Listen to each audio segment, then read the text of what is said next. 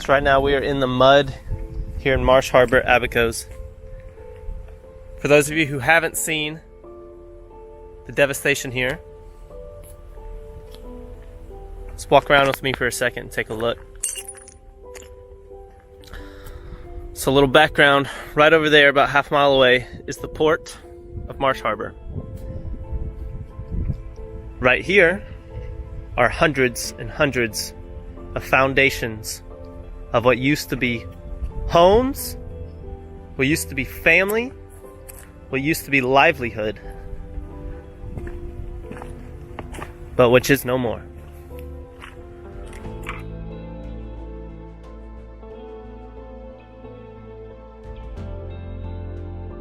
We begin with the relentless threat from Hurricane Dorian, rapidly strengthening over the past 24 hours to a monster Category 5 storm, striking the Bahamas with 185-mile-per-hour winds and now heading towards the U.S. mainland. In the Bahamas, a Category 5 hurricane churning for hours, just really sitting there. Homes wiped away, no power tonight, devastation everywhere you look. One of the strongest Atlantic hurricanes in recorded history, compact but fierce. And that's why mandatory evacuations are already in place from Florida all the way up to North Carolina, and the storm leaving so much devastation in its path. Take a look at this apartment building on Abaco Island, completely destroyed. The National Hurricane Center says it's tied with the 1935 Labor Day storm for the strongest hurricane to make landfall in the Atlantic. Please pray for us. Please pray for us, everyone. Please pray for us. Dorian, the most powerful storm ever in recorded history to hit the Bahamas. Is finally moving away from the Bahamas, but is leaving so much destruction behind. And this morning, the death toll is climbing as crews search for survivors. Home after home torn apart by one of the most powerful Atlantic storms on record.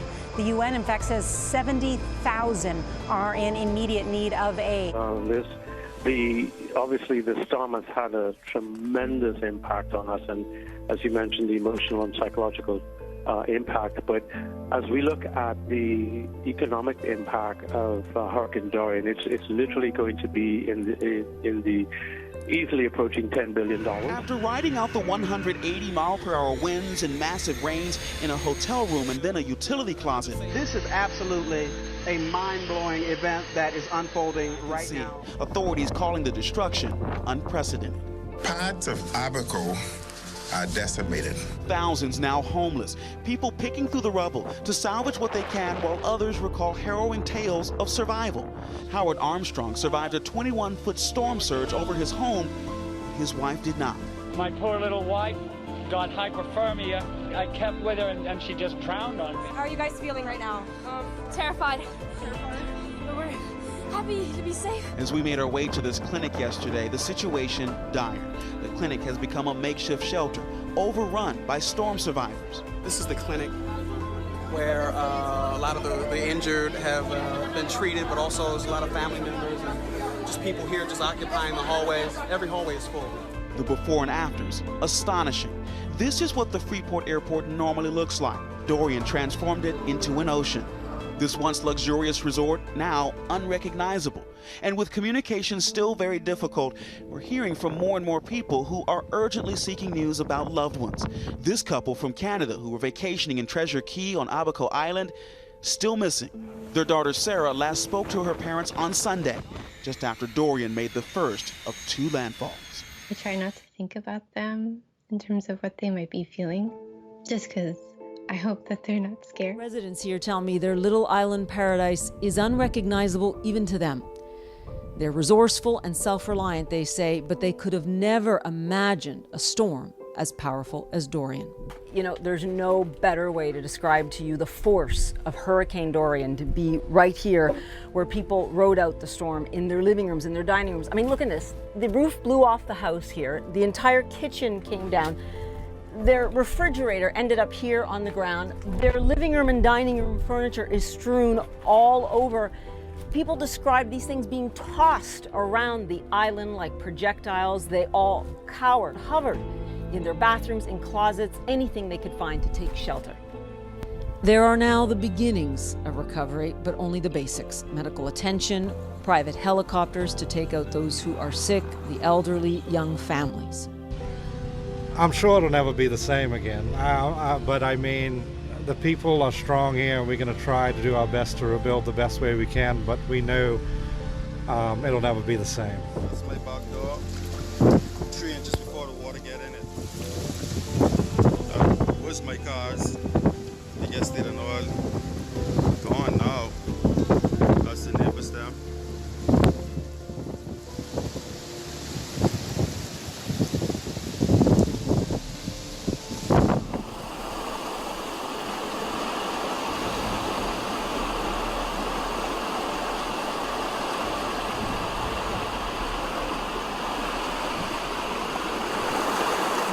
So much worse than they had feared.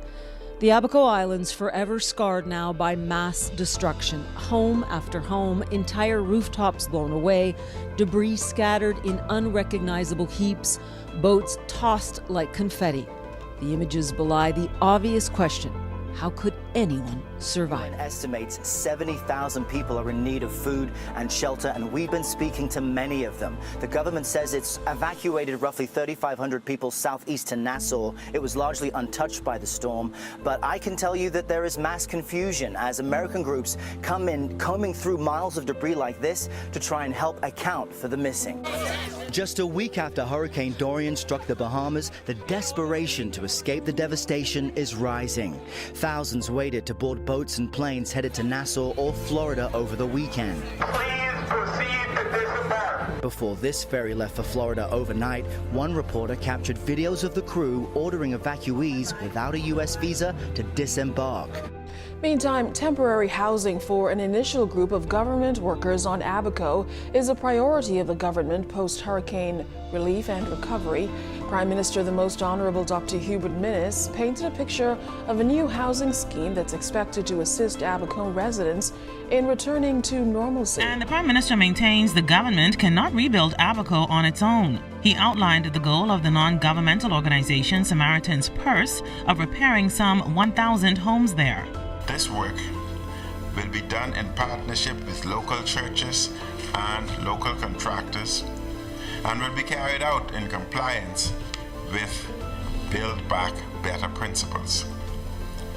This program will also include working through churches to provide vouchers to local hardware stores for the most vulnerable to replace household assets. The Prime Minister announced that officials of the International Red Cross are also stepping up to the plate to assist with repairing 1,000 homes in Abaco.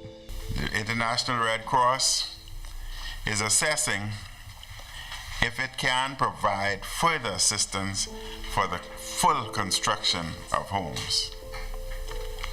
The IRC is working very closely with the Ministry of Works to ensure that it meets established codes. The Red Cross is also looking at how it can provide financial resources to 2,000 households for multi-purpose use, including replacement of furniture. I will be meeting with representatives of the Clinton Foundation to discuss how the foundation can assist in recovery and reconstruction on both Abaco and Grand Bahama. How are you thinking about the future of parts of the Bahamas? I hope that we don't just simply carry on business as usual, bricks and mortar, let's rebuild, and all of that. I hope that we take the opportunity, it's very complex, to bring experts together from all over the world, climate change experts, academia, NGOs, governance experts. We should be able to come together as a people and have a plan for what our country should look like.